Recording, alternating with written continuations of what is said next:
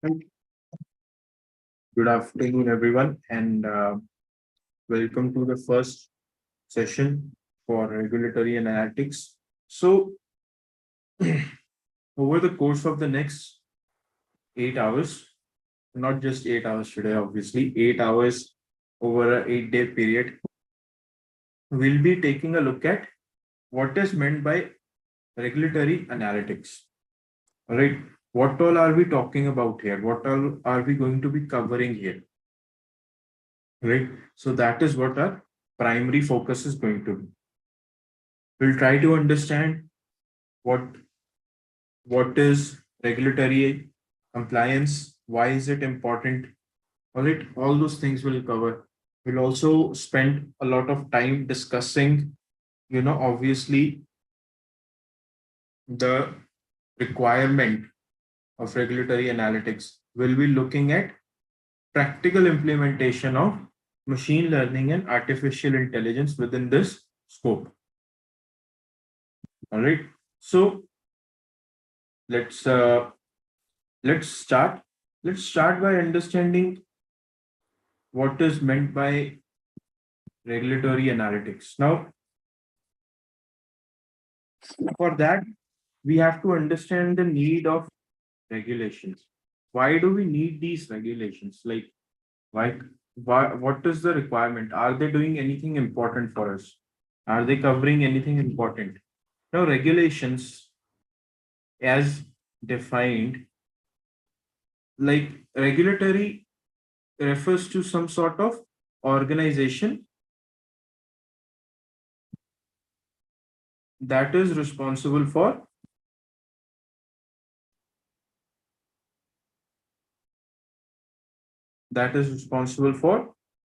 ensuring that the businesses, we are talking about businesses here, we are not talking about individual users like you and I. Now, obviously, we also have to follow some set of rules. All right, that is obviously an important part. But our primary focus is on businesses. What are they doing? How are they doing that? Are they following the ethical laws of or not? Are they being responsible or not? All right. So this is where regulatory analytics comes into the picture. So what is a regulatory? It is an organization that is responsible for businesses that are ensuring that these businesses they follow the prescribed set of rules and regulations. It should be rules and laws. This collection of um, rules and laws is known as regulation. Now, what is the need? Why are we talking about this? Like, what is the need to, uh, you know, have a body whose only task is to ensure that these organizations are following the prescribed rules and laws? Well, we have to think about it like we are discussing human nature. Now, when we are talking about human nature,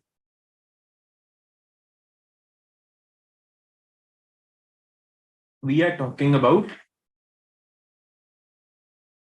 our own nature. Like somewhere along the way, every person is trying to maximize their personal benefits, right? It's just a normal human routine. Now, a lot of us start off as idealists, right? We have an idealistic view of the world. When you're young, you know, towards the end of your school or in your college years or even in your 20s, especially in the first half, so like the first 70% of your 20s, we are all having a very idealistic view of the world, right? And over time, that idealism gives away for cynicism, right? Then you start understanding the harsh realities of life.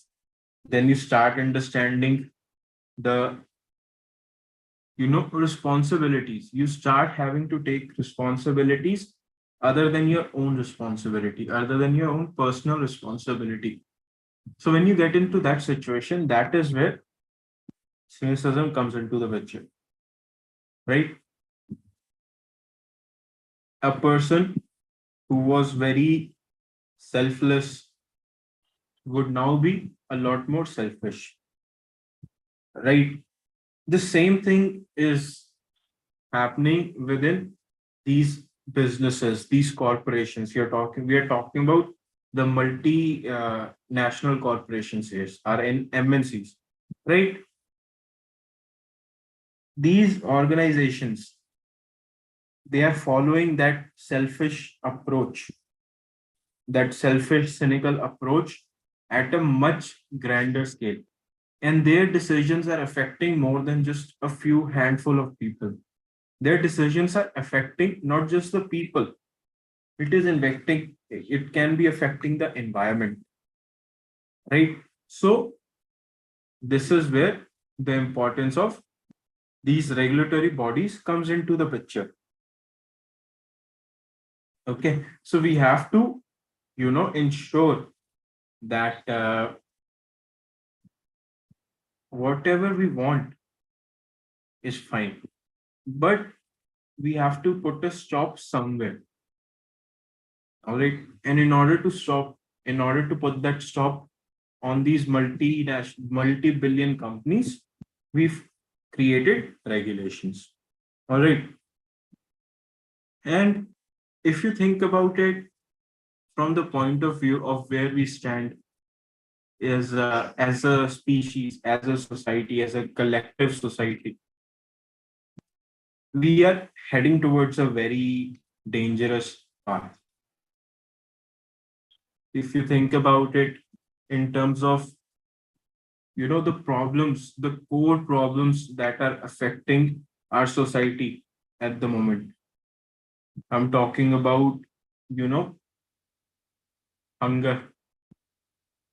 I'm talking about shortage of these necessary goods like water, whatever, all the basic stuff that we need to survive. We are at a point in our evolution of the species where these issues should no longer be a concern. The technology has advanced so much that these concerns, you know, they should be they should have been easily taken care of. But instead, we are in a situation where, you know, these issues persist to this day. And in some instances, it might be worse than what it was when we did not have this level of technological advance. All right. Then, the core issue, environment, etc., global warming, all these factors, when you add up, it's not a good future outlook for a collective species. We are heading towards our own destruction, right? And the biggest example that I can think of this is when COVID started, right? Suddenly, everybody was forced to stay inside. Suddenly, the streets were empty. And within a few days, everything cleared out. You could see for miles from your home something that you had never done. The air was fresher, the sunlight was, better. It was unbelievable. The waterways were cleaner than we had ever seen them to be. Right? So I feel like now it is the time that we as a society we take a stand, we make some tough decisions. And these tough decisions have to be taken against the biggest contributors for these problems. You know, You're looking at, obviously, like we are looking at private organizations, right? These private organizations, they are more than happy to snatch up the resources, to only focus on their profits. That is their goal. They are a for-profit organization. They are not, not for profit or some charity organization. Their work is to, make money, right? So, and then we can, talk about our public organizations that includes governments. These these bodies, they have to be stricter in implementing these regulations, and the regulations maybe probably have to get stronger. They have to be stringent. Like they cannot be as relaxed as they are right now. Okay, so instead what we are seeing is we are seeing a growing trend towards deregulation. It all started off in United States. Now, United States as the world's foremost political, economic, military power, its influence, its policies, whatever decisions they make are felt all over the world, right? So this is one of the things that we can thank the Americans for giving us this concept of deregulation. All right, you're relaxing these regulations further and further. Essentially, the whole point of their economy at this point is that these organizations, these companies, we should give them an ideal place to grow where they don't have to worry about laws and everything. They can do whatever they want as and when they, right? So we are moving towards a hyper, business focused environment. We are moving towards this a neo capitalistic world where everything is controlled by the capital, by the capitalists, right? Your resources that belong to everyone are now concentrated in the hands of very few. So with this growing trend of deregulations, with this neo-capitalistic future of the human society, the requirements from our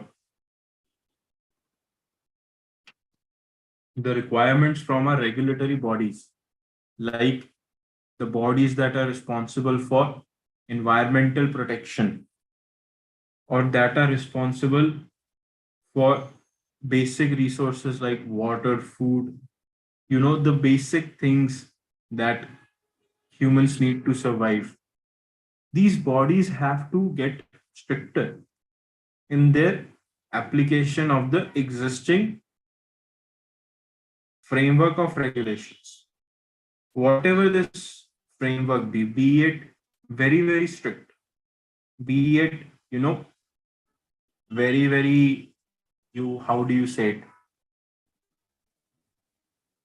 It can also be very complex. It might even be a little restrictive.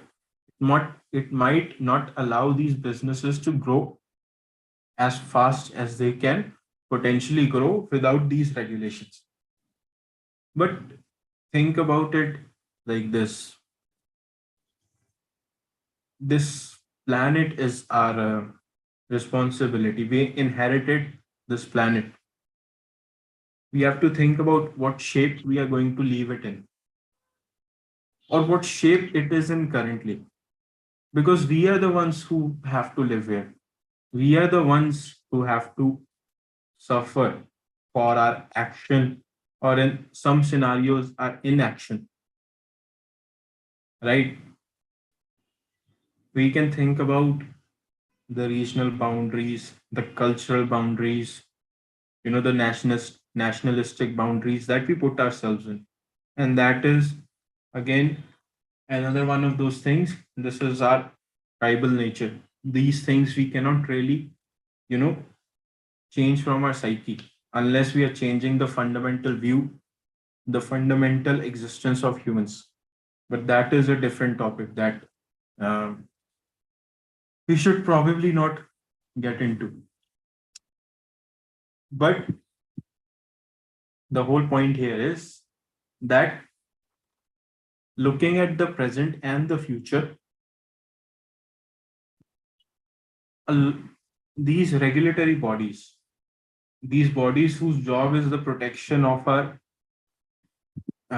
interest, the public interest, the interest of the everyday man, these bodies have to get stricter, because the more restrictions you remove from the market, the easier it is for these organizations to exploit the resources. Okay. So moving forward, we can have three kinds of regulations. First one is economic regulations.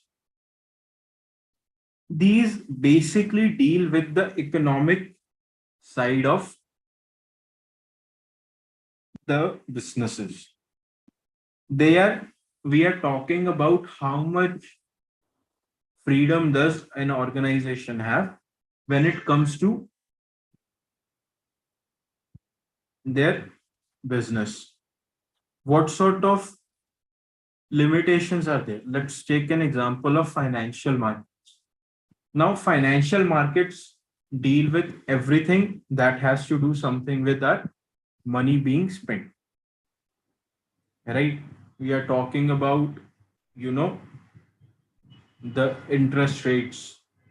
We are talking about borrowing, like borrowing rates.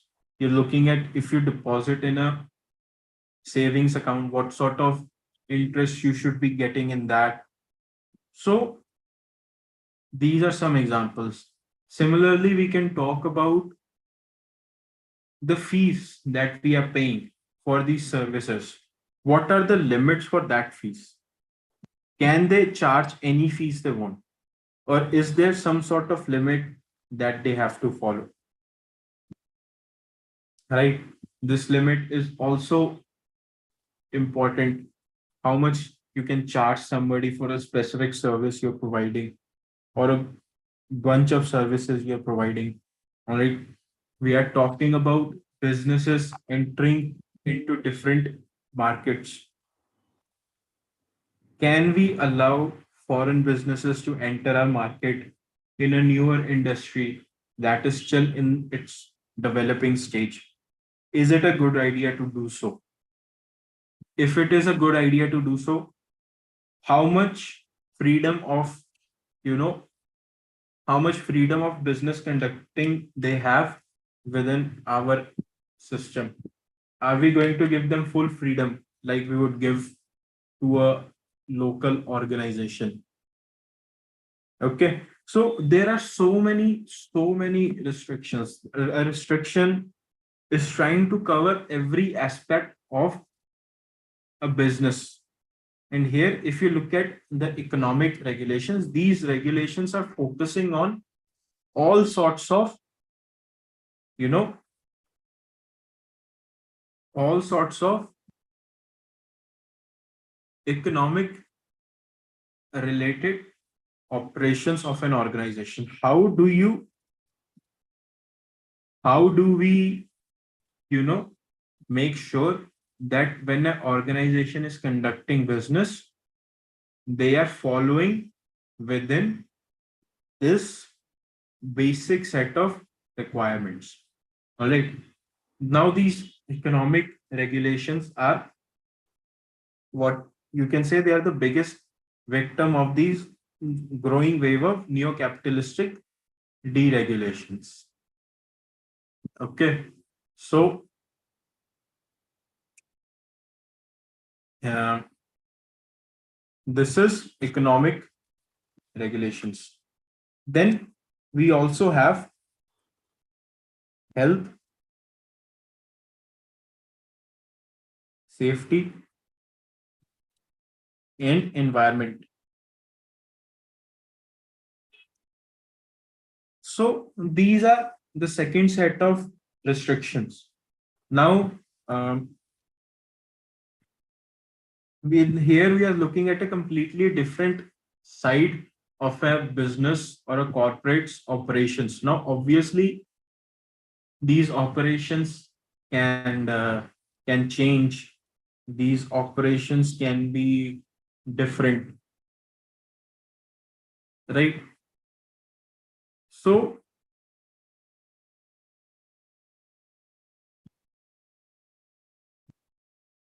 what is the impact of that or operation on our society?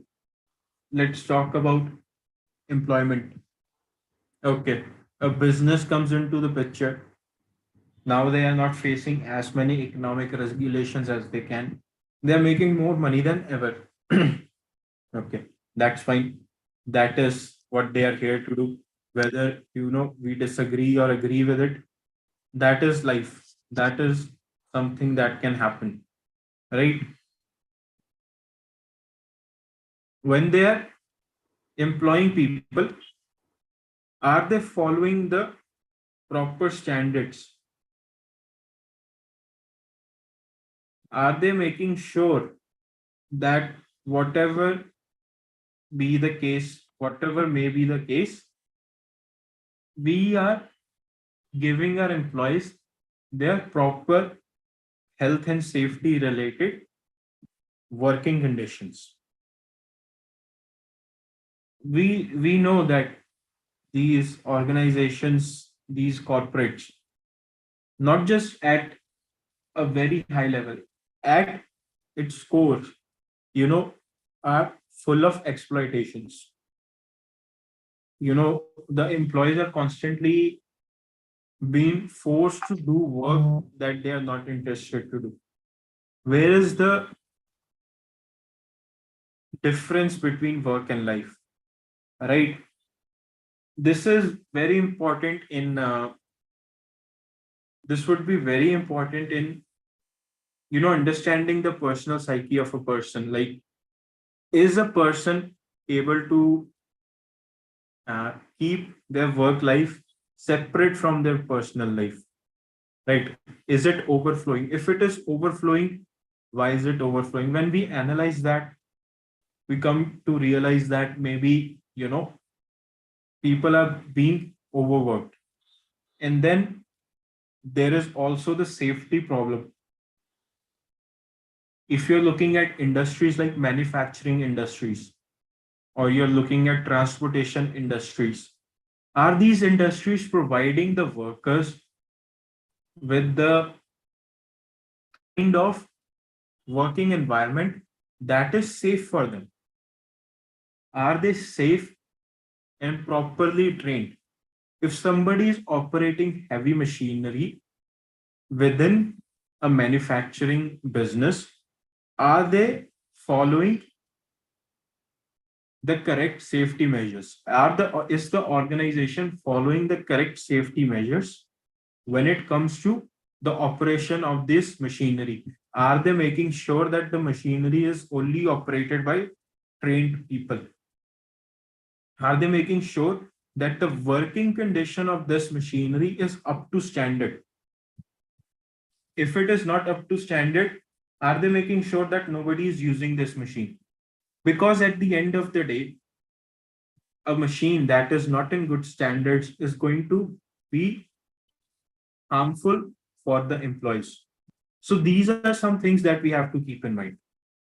Then we come to the environmental factors. Environmental factors means we are looking at the environmental impact of a organization. We are looking at whether they, their business operations are harming the environment or not. Now, by default, there will be some sort of waste.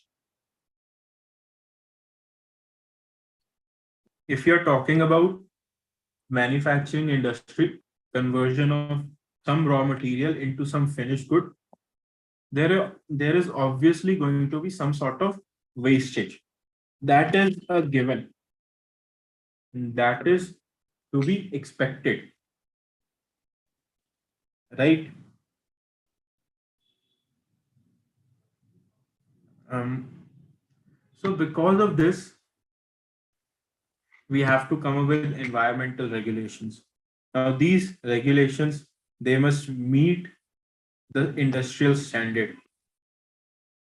They must put a hard limit on how much environmental impact can, you know, be considered as okay, or it can be considered as normal. All right. So these regulations, the second set of regulations, they focus on the health and safety of the employees as well as the overall environmental regulations of the organization. Then we also have something we know as information regulation.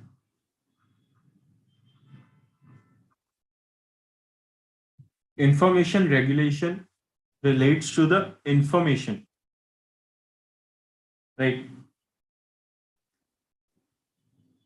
It's a very interesting theory. I heard about it from the guy who is the founder of DeepMind, which is one of the foremost organizations working towards development of artificial general intelligence. Now, he was asked a question about our universe, like, are we living within a simulation? How did these rules of physics come into being? Are they being controlled by some more intelligent person who is able to generate an entire universe? That was the question asked to him. His answer was that if we look at the universe as it is, as a collection of rules and laws, we might come to that. But if we break down every single molecule and look at that molecule as a storage of information, then our universe would make a lot of sense to us. Because at the end of the day, these molecules are providing us some sort of basic understanding of how the universe is working. All right. This was his reply to being asked if we live in a simulation. So that is what he thinks when somebody says that we live in a simulation. He says we don't live in a, inside some computer program of some higher being who is able to control and manipulate the overall universe. But instead, we live in a situation that has been created by a near perfect set of circumstances. The scope of life, especially life as we understand it, is, you know, a very, very difficult task to achieve within this universe. You need to be surrounded by the right set of stars, the right set of planets, the right set of, you know, environment. There are so many factors that come into the place, come into the picture when we talk about ideal living conditions, right? So that is what his theory was. The point of this theory is the point of our discussion, the point of why I am, you know, talking about it is we have to think about life as a source of information. Information is the most important part. Now, if we think about it, if we take a step back and we think about it from a regulatory analytics point of view, this information basically refers to how well are businesses conveying their information to their end user, to their clients, to the general public, to the government? Are they providing the correct information? Okay, are they providing the correct information? Let's take an example for a company, a publicly listed company. A publicly listed company has its responsibility to its shareholders. They have to provide that information to the shareholder, everything related to the running of that company. And it has to be truthful. They cannot just make up something out of thin air and give it to the shareholders. Similarly, they have to provide similar records to the government about the running. Again, these have to be truthful. They cannot just make any statement out of thin air. Then we talk about banks. When you open a bank account, banks are going to provide you with the whole bucket of paperwork. And this paperwork is basically providing you their information, what sort of services they are charging, what are their terms and conditions for providing such services, right? So this is where information regulation come into picture. It's just basically a body's organization's responsibility to ensure that the correct information is being passed to everybody. All right. So these are some types of regulations that are present within this field. So let's move forward. So this will be our agenda going forward. Today, we are focusing on applications. We have not yet looked at applications as a matter of fact. So far, we have only spent time on understanding the regulatory and what is regulations. Like, what is the purpose of having these regulations, right? That is all we have covered so far today. We'll also understand a few applications, take a look at a few of the business scenarios that one might come across. Okay, so that will be our agenda for the day. Tomorrow, we'll take a look at CRISP-ML methodology, and we'll also look at machine learning primer. We'll try to understand what is machine learning in our use case. We'll take a look at day 3 would be exploratory data analysis as well as data pre-processing. Day 4 would be k-means clustering. Day 5 would be k-nearest neighbor. Day 6 would be decision tree. Day 7 would be linear regression. And finally, we'll close off the session. Day 8, that would be multi-layer perceptron. Multi-layer perceptron is just another name for artificial neural networks. So we'll start off with a very basic machine learning algorithm, and we'll go all the way towards neural networks. All right. So that is for the agenda. Now let's talk about use cases. All right. Regulatory as a field, regulatory analytics as a field is a broad field. All right. We are talking about a whole complex web of rules and laws that are in position to ensure that basic ethical requirements are being fulfilled by every business. Okay. So just like every other field, regulatory compliance has also moved towards having its own branch of AI and ML related technologies. These technologies, this collection of technologies is known as RegTech.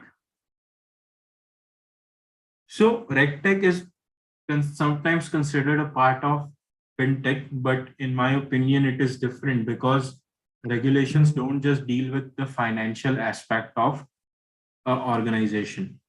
Okay, so this RegTech, short for regulatory technology, basically the purpose of RegTech is to reduce the workload on humans when it comes to regulation checks, because we have more corporates than ever. We have more rules and regulations than ever. All right, we have, so that is where this comes into the picture. So the first application of regulatory RegTech would be simplification of regulations.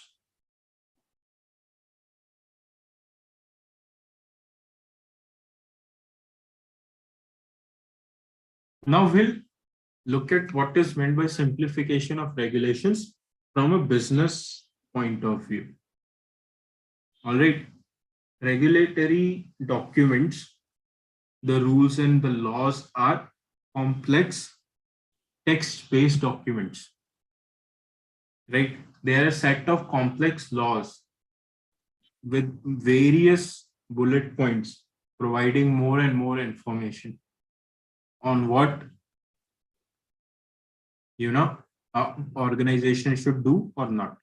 Sometimes it becomes difficult for businesses to be able to comply with these regulations because they are quite complex. They might miss out on some information. All right, then there is always the time constraint. These business folks might not think that they have to provide sufficient time to these regulations. All right, so we are talking about simplification. Now, within AI and ML, we have natural language processing. Natural language processing is basically the processing of text-based data. It is the simplification of text-based data using ML techniques and using AI techniques. So businesses can take these complex documents, they can apply these NLP techniques on them. So by applying these NLP techniques, they can simplify, segment, and prioritize the regulatory compliances they have to meet. This will help them, again, because you have simplified, segmented, and prioritized your tasks. Okay, so that is one application. Then, similarly, this can be useful to the stakeholders. Okay, so regulations are constantly getting updated. All right, because the world is ever changing, it is ever evolving, nothing is constant, right? Life is probably the only constant we have, everything else is ever evolving. So from a stakeholder point of view, people will be interested to see that how their money is being spent, who is spending it, is it being spent the correct way? Now here we are talking about the money aspect of the business. The goal of a business is to make money. Who are they making the money for? The company.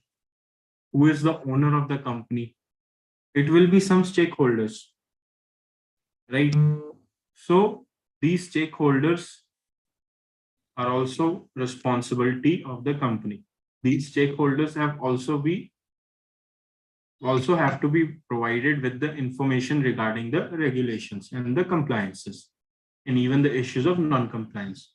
If there are any major updates in regulatory compliances, in the rules or the laws, it is the responsibility of the businesses to disperse this information to the stakeholders. So again, using NLP techniques, they can explain the regulatory changes to the clients.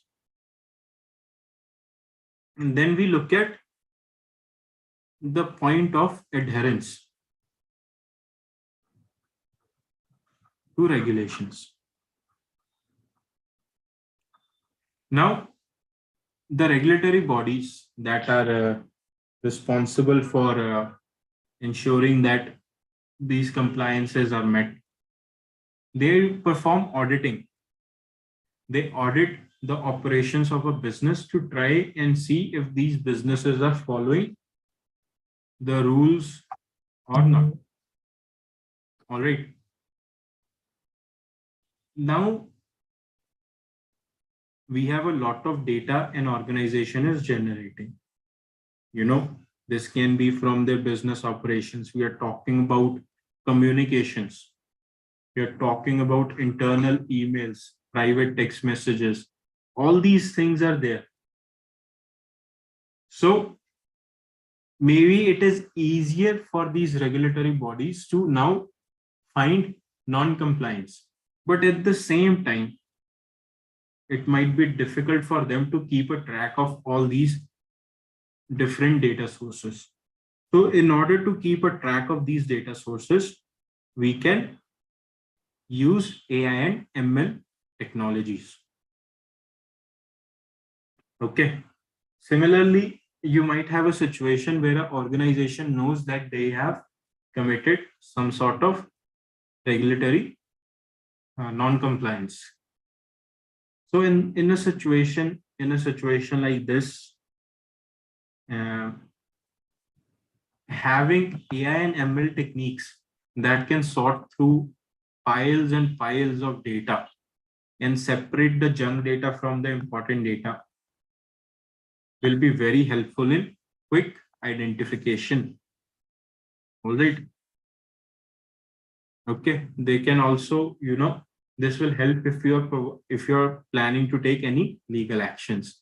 And this leads to our next application that is related to reduction of human error.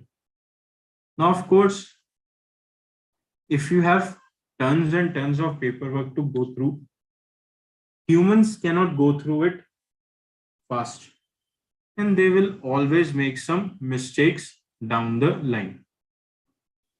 So in order to limit these mistakes, we can use this regulatory analytics using machine learning and artificial intelligence. All right. Now, a single person cannot sort through that mountain of paperwork, but a computer can. If you're working within a team, there is always a scope of misunderstandings, miscommunication. You might accidentally skip over a small point that was the key to your entire case. Right? So in order to reduce this human error, we can use AI and ML techniques when we are checking for the issue of compliance or non-compliance of organizations. And finally, we have fraud. This is a more specific example. This is focusing mainly towards the finances. And by fraud, we don't mean fraud committed by the average person itself. We are talking about fraud committed in general. Is an organization defrauding their user base? Is an organization defrauding their stakeholders? All these things are compared in fraud detection. Is a company engaging in insider trading? Is a company helping illegal business, illegally obtained money to be moved around? Are they helping criminal organizations? Are they willing to help these terrorist organizations? Right? So now it is easier to put these detection systems in place that send out a flare as soon as it detects something. Similarly, with the advancement in machine learning and AI, with the advancement in the algorithms and more improved performance and better accuracy, it also reduces the scope of false positives. All right, these false positives can be reduced, and that will help us have less chance of fraud being committed.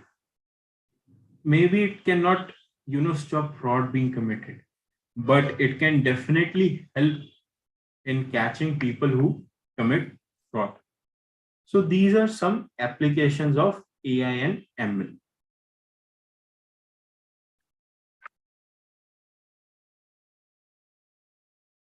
So, like with any field, AI and ML have a lot of scope when it comes to regulatory analytics. All right. So again, to provide an ending note, we are facing a scenario on high levels of deregularization. We are looking at a scenario of high level of neo-capitalistic approach to how the businesses are run. In a situation like this, it is very important to ensure that these organizations don't have a lot of breathing room when it comes to regulation compliances, because these regulations have been put in place for some reason. They are not there to restrict the development of humans as an organization, as a society. They are not there to stop businesses from happening. They are not there for, jobs not being created. But when we talk about something like environmental regulation, wouldn't wouldn't everybody say that it is very important? Without environmental regulations, we won't have anything, right? If you're talking about companies, let's say, for example, oil and gas companies, these companies, they are, they are polluting the earth. They are destroying the natural life. We have had so many cases of oil spillage happening due to the process of, extracting oil from the ground. Wouldn't you say that as humans, it is our responsibility not to make sure that not just our life, but every other life form on earth has livable conditions, right? When we think about situations like that, regulations don't sound as bad as some people make it sound. So we are at a critical point in our existence. So at least I think that we should be focusing a lot more on these core issues instead of the petty quarrels that we have. All right. So over the course of this session, we'll try to understand how regulatory bodies have started using AI and ML to help them improve their detection as well as legality of non-compliance related, charges. So this is all we have for today. Tomorrow we'll pick up and we'll try to understand RISP-MLQ methodology.